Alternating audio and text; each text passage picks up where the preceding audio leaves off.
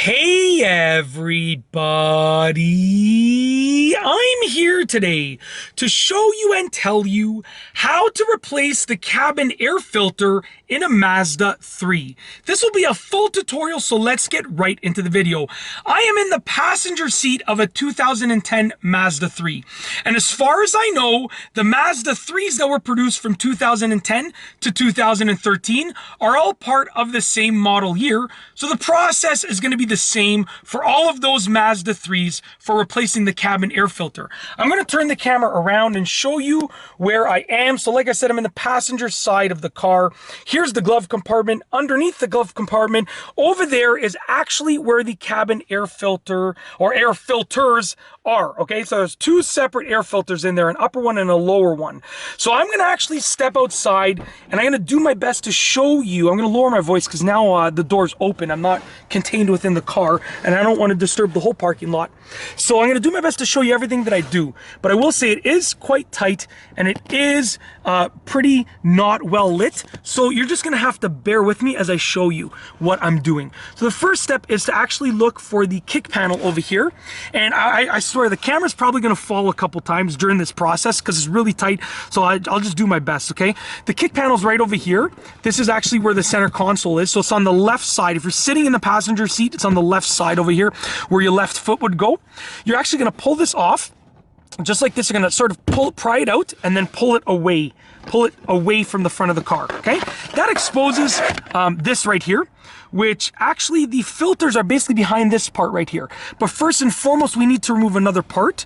I'm going to angle the camera upwards, right below the glove compartment. So here's the glove compartment right here. There are two little tabs that you can push in. And if you push those two tabs in, it will allow you to pry off this piece. I'm going to try and use the camera to help me out here.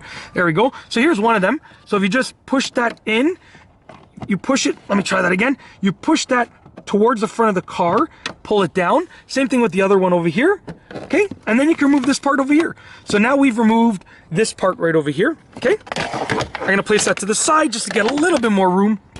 All right, let's angle the camera again. And then over here, we're removing this part right over here. There's actually two Phillips head screwdrivers right over here. It's hard for me to get the camera there, but right where my finger is, one is over here on the left and then one on the right. Okay, so we're gonna remove those two screws. And then that's going to allow us to remove this piece, and it's sort of on a hinge above it. So I'm just going to try and get my screwdriver in there. There we go. Turn your screwdriver, remove those two screws, and it will allow you to remove this piece right here. So here's one screw right there. Okay, I'm just going to put it down. Try not to lose the screws, obviously. And when you pull this piece out, you want to be careful with it because it is an electronic piece. So you don't want to damage it or anything like that. There's going to be like a card looking thing on it. And I don't know exactly what it's for because I'm not like a professional, but I do know that it's important to not damage based on everything everyone that I've spoken to about this process. So it's hinged at the top. So if I sort of pull it out from the bottom and I can pull it down, you can see that's the little card thing that I'm talking about. So just be careful. You can remove the connector if you want to and remove the piece. I'm just going to leave it on because it's a pretty simple process. Now, there are two filters. Let me see if I can get you a better angle.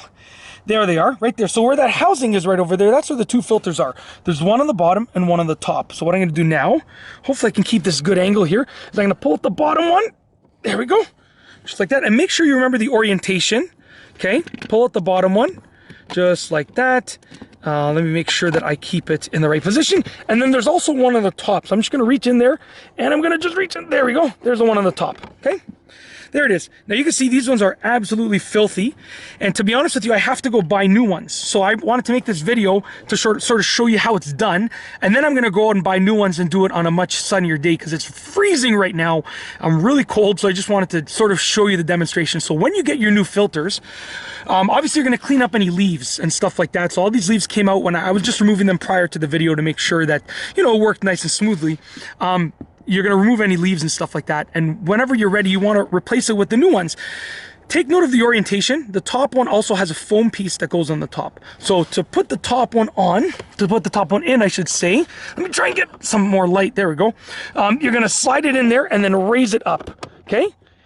You're going to slide it in there and raise it up. Okay. There we go. Raise it up. Okay. Hopefully it stays up there. If you did it properly, it should stay up there. And then you're going to get the bottom one and you're going to slide it in there as well. There's a channel right there. So there's like two little parts. There's a part here and then there's a channel right there. So you're going to slide your lower one in place as well into that channel like that. Let's see if we can get it in there. It's kind of hard for me to get in there. Okay, so we're going to try one more time. I think I need to move the camera to get a little bit of a better angle for my hands. Luckily, it's actually getting warmer right now. So there we go. Now I can get on the ground right here. And like I said, it's kind of a tight area. So we're going to try that again. Get your upper one, slide it in there, raise it up, okay? Raise it up. There we go. Now we have it clipped in place. Get your lower one, slide it in as well. Nope, it just fell down. We're going to try one more time. Okay, we're gonna get this. I've been trying to do this video. I've just had multiple takes because the wind has been blowing. The cars, alarms have been going off in the parking lot. It was just a disaster. I think this is maybe my 30th take, no exaggeration. It was ridiculous. So I am doing this video. I don't care how long it takes me. And my arms are really sore, so we're gonna get it done no matter what. Get this in place. Okay, one more time, one more time, one more time. I gotta get a better angle here. There we go. That's better. Sorry if you're hearing my deep breathing or anything like that. But so the filter's there. Now I'm gonna slide it up. Okay, I know I'm putting this in the right direction, the right orientation as far as I know. So I'm gonna slide it up like that. There we go. I believe that's in place. Now we gotta get the lower one. We're gonna slide the lower one in there as well. Okay, in the right channel. Just like that. Come on. Come on. I can feel it going in there, but I just can't see because of this connector. Whew, okay, we're almost there, ladies and gentlemen. We're almost there. Get it? There we go. Come on. Nope, not gonna happen like that. So I know this is the right orientation. Here's where the troubleshooting comes in to play because, oh, maybe there's some leaves here. That's why. Let's take out those leaves. There we go. There we go. Maybe that's what's preventing it. We're gonna try again now because I believe that this is high up enough that I can slide the other one underneath. So what we're gonna do now, try and slide underneath one last time. Come on. Come on, help a guy out here. Come on. Let me slide it in there. Please. This has gotta be the right way. No, you know what? I think it's upside down. Yeah. So we're gonna try again. There you go. I thought it was the right way. It's not. This is the right way. So make sure it's the right way. Okay, slide it in there. There we go. Sorry about that, everyone. I know I probably wasted a lot of your time, but hopefully at least it was entertaining. Put your piece back in there. Hinge it on the top. Okay. Yeah, just like that. Hinge it on the top. Get it in place. Get your screws. Tighten your screws in place. Just like that. Okay, I'm gonna get the screwdriver over here and we're gonna try and tighten it in place with one hand over here. Come on, come on. Oh, you're killing me here. Okay, we're gonna try one more time. Whew, this is taking way longer than I thought. I thought it was gonna be about a 3 or 4 minute video, but you know what? I guess this is the realistic situation. Sometimes it might be fast, other times it might take some extra time. So we're gonna hinge this piece right here above it, okay? So we need to do just like that. There we go. Hold it with one hand. Get your screws. Tighten up your screws. Fasten your screws where they need to go. All right, let me just get one in place so at least I know it's gonna stay. Just like that. There we go. Okay, we're back in business now. We're almost done. I swear there's probably just another minute or so left. Okay, get your other screw, put it in place. And now the good thing is, hopefully you guys give this a thumbs up because now I have to go get those filters and I got to do this all again in a couple days when it's a little bit warmer. So you want to get both of these screws in place because this is a spot where some people's feet will go and will kick and stuff like that. So you really want to make sure both of the screws are in there. I know it's tempting sometimes to just put one in because like, oh, it'll be fine. Trust me, get both in there and you'll be in a much better position. Okay, next up.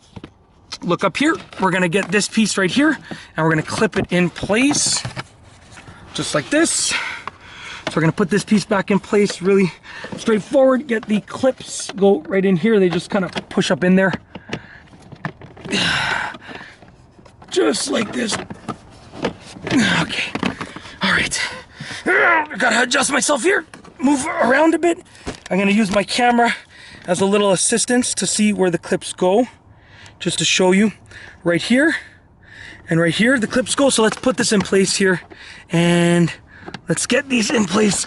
We're almost done. There we go. Good to go. All right, last but not least, the kick panel. Let's put the kick panel back in place. Guys and girls, please, ladies and gentlemen, whoever is watching this, give this video a thumbs up for the effort, okay? I've done this many times with different cars. I've done it actually with a 2012 Mazda 3, which the process is, as far as I can remember, was the same. It's just, you know, it's a little bit more difficult given the fact that I'm trying to do it in a parking lot with a car right beside me. So we're gonna just pop this back in place. I hinged it at the front of the car, push those two in, you're good to go. That's how to replace the cabin air filters on a 2010 Mazda 3. If you liked the video, please, please, please, please give it a thumbs up. Let me know what you think down below as a comment, and of course be sure to subscribe for more great videos just like this one. And that's all I have for you today. Thanks for watching.